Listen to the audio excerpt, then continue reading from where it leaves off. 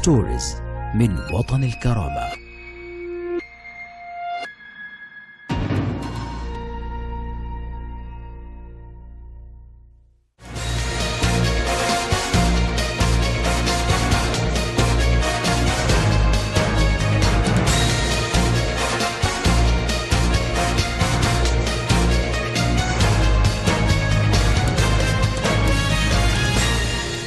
Hello, welcome to Watan Al Karama News Channel. It is 9 p.m. our time for top stories, and we start with latest developments in Libya.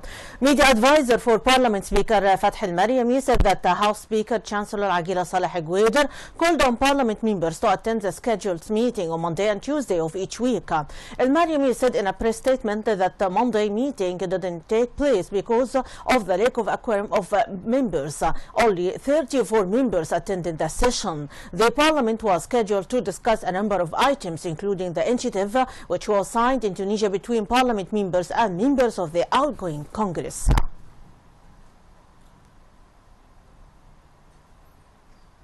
Parliament Speaker Aguila Saleh Gueder said that there is a tendency that the political dialogue should be Libyan, stressed the independence of the military institution and it's away from the political agreement. Gueder added that Fazan initiative is only a proposal, and the second deputy is instructed to brief the members on the proposal and include it in the agenda to be discussed during the Parliament meetings. He also expressed his willingness to meet any personnel for the sake of Libya. With regard to signing the principles of the meeting in Tunisia, Parliament Speaker said that this depends on the Parliament's decisions. Libyan Parliament member Khalid Al-Osta welcomed any call for dialogue and the rejection of dispute between the Libyans, calling on everyone to judge depending on visible acts and not intentions. And about signs of the agreement reached in Tunisia, Al-Osta said that the stage has moved from the rejection of the dialogue to acceptance or a different vision, which means that everyone wants to reach agreement quickly, while others seek to achieve personal gains through positions or quotas.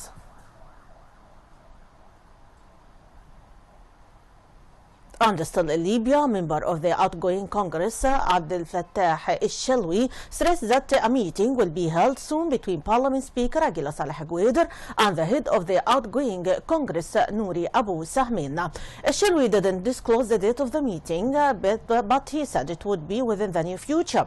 A number of Parliament members and members of the outgoing Congress had met a few days ago in Tunisia and signed a tentative agreement document to resolve the current crisis.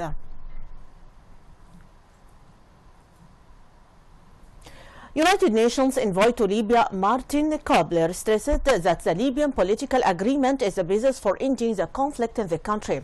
Kobler noted that political agreement is the basis for ending the conflict in the country, pointing out that this has been negotiating for more than a year, facilitated by the United Nations as it enjoys the support of a majority of both the House and the outgoing Congress. Kobler called on all Libyans to support the agreement, saying it opens the way for unification of the country, fighting against terrorism and addressing the deteriorating economic situation. And now transfer to Air Force operations. A military source at Penina Air Base stressed that Air Force launched 6 airstrikes to target positions and strongholds of terrorists in Benghazi city and its environs. The source said that the sites are under Ansari Sharia terrorists near Mirisa Port, west of the city, and near the cement factory in Al Hawari area. The strikes also targeted Sidi Faraj districts. Official spokesman for Air Force Nasser Al-Hasi stressed that Air Force continues launching several reconnaissance and offensive operations in several districts under the name of Major Colonel Ali Thimam. Al-Hasi said that the raids targeted the position of terrorist militias in central Sidi Faraj and Bouatni, pointing out that the Libyan Air Force launched several airstrikes from Penina Air Base targeting several locations in Benghazi, Ajdabia and Derna. And now my audience, we transfer to Iraq.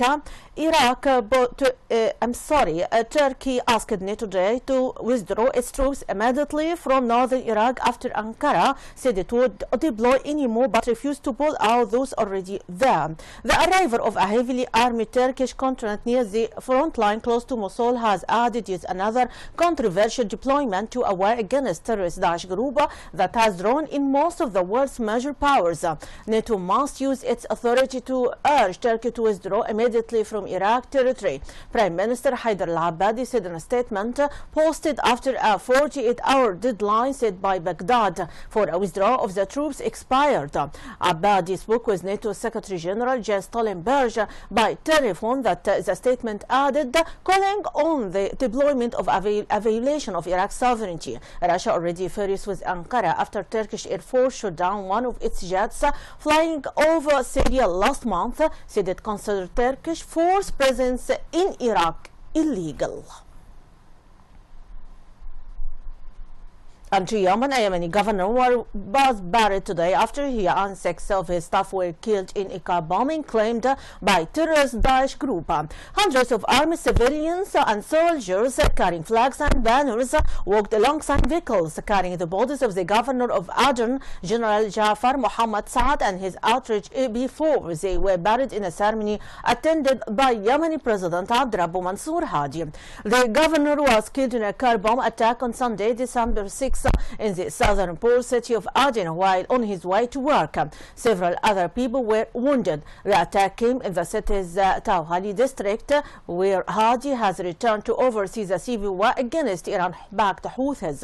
Extremist Daesh group claimed the attack, stating in a message posted to an internet message service that it detonated a car laden with explosives as a convoy passed by. The group promised more operations against the heads of people in Yemen. And now to U.S. Top U.S. security official on Tuesday said that Donald Trump's proposal to ban Muslims from entering the United States was not only offensive but would undermine national security by thwarts efforts to connect with the Muslim American community. It's irresponsible to do this and contrary to our national security efforts, U.S. Homeland Security Secretary Johnson said in an interview on MSNBC in response to the Republican presidential candidate's proposal to ban Muslims from coming into the country. We are renouncing and rejecting his remarks, he told the television network, referring to Trump, who on Monday said if he wins his party's nomination in the 2016 race for the White House and is elected president, he would not allow Muslims to enter the country. Separately, U.S. Secretary of State John Kerry also said Trump's comments were not constructive. Johnson, who has previously declined to comment on the presidential race and earlier had declined to react to Trump's plan, said he had reconsidered and as a head of U.S. security efforts, he was obliged to speak out now. My audience, that is the wrap-up of our top stories for today. For much more, you can check our website at www.watanilkarama.tv. Thanks very much for being with us. My greeting, Rانيا البليدى.